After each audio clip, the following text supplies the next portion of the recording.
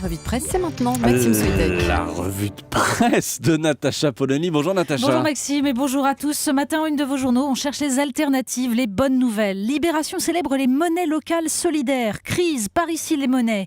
Le Parisien aujourd'hui en France se penche sur la dernière étude de l'INSEE, les villes qui attirent le plus d'habitants. Le monde se met à la fumette. Cannabis, vers la fin de la prohibition. Bon, on parle des États-Unis bien sûr, pas de la France. Pendant ce temps, le Figaro s'interroge sur la possibilité d'un divorce heureux. Réforme, Taubira étudie un divorce sans juge. Et M, le magazine du Monde, fait assaut d'optimisme. I love France, le plébiscite des étudiants étrangers.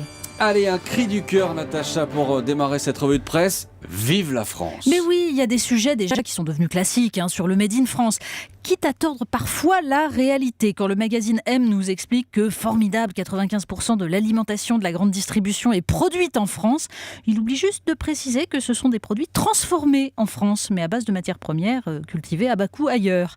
Bon, mais la France est à l'honneur ce matin. Dans l'éditorial du Monde, par exemple, qui cite cette phrase des vœux de François Hollande, « Plus que jamais, il faut aimer la France. Rien n'est pire que le dénigrement de soi. Être lucide n'a jamais empêché d'être fier. » Oui, c'est en une du Monde, le journal qui adore pourtant détester la gauche républicaine, notamment ceux qu'un de ses anciens directeurs avait surnommés les nationaux républicains.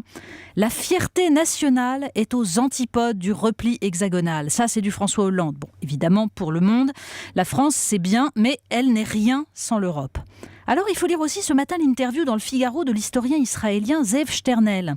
Lui qui avait théorisé l'idée d'une origine française du fascisme, il n'a jamais été tendre avec la France donc, estime pourtant que la France ne doit pas renoncer à elle-même.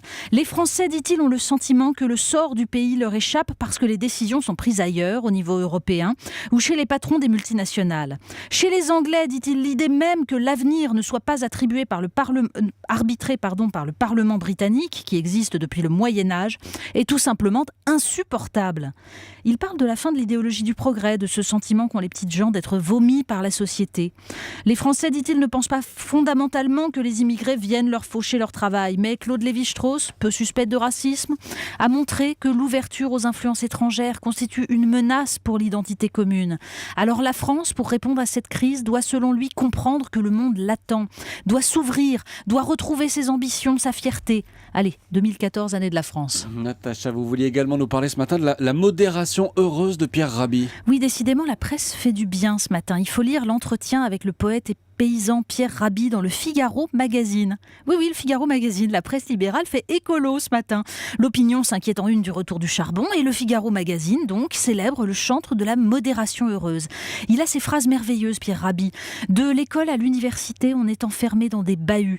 On travaille dans des boîtes, petites, moyennes ou grosses. Pour s'amuser, on va en boîte où l'on se rend dans sa caisse. Reste enfin la boîte où l'on place les vieux, en attendant l'ultime boîte. Lui a choisi la liberté et la nature. La liberté contre l'aliénation imposée aux paysans par l'industrialisation, la liberté et la responsabilité, à travers la jolie fable amérindienne du colibri, le minuscule oiseau. L'incendie embrase la forêt, les animaux regardent effondrés, et lui prend une goutte d'eau dans son bec qu'il jette sur les flammes. Colibri, tu ne crois tout de même pas que tu vas éteindre le feu avec ces quelques gouttes ? Je le sais, mais je fais ma part. À propos d'oiseaux, Natacha, où sont-ils passés cette année ? Mais oui, il y a un article de La Croix qui nous apprend que les pinsons et les mésanges sont absents des jardins cette année. Personne pour venir profiter des mangeoires, de 30 à 70% de baisse de fréquentation. En fait, l'épouvantable printemps 2013 a perturbé la reproduction des petits oiseaux.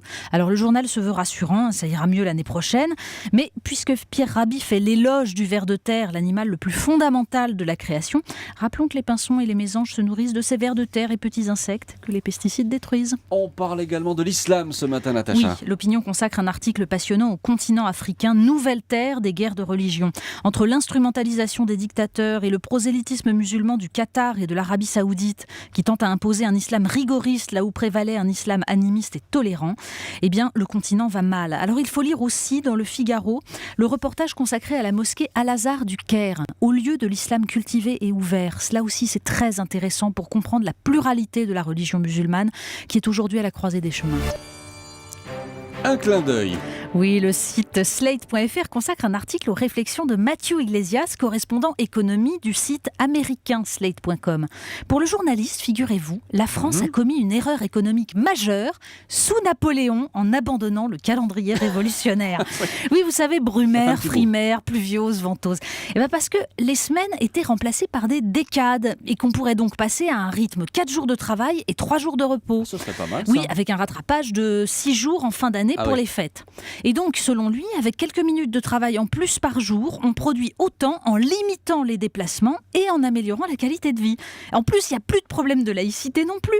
On ne fête plus les saints, mais les oiseaux, les arbres et les minéraux. Ça plairait à Pierre Rabhi. Alors, en plus, ça fait une belle marque du génie français à exporter. Bon, mais Nivose, au lieu de janvier, ça va être difficile à exporter en Australie, où il fait quand même très chaud à cette période. Oui, mais moi, je suis prêt à me battre pour ça. 4 jours de travail, 3 jours de repos, c'est pas mal, en fait. C'est très très bien. On va y penser, c'était la revue de presse. Merci Natacha Polony.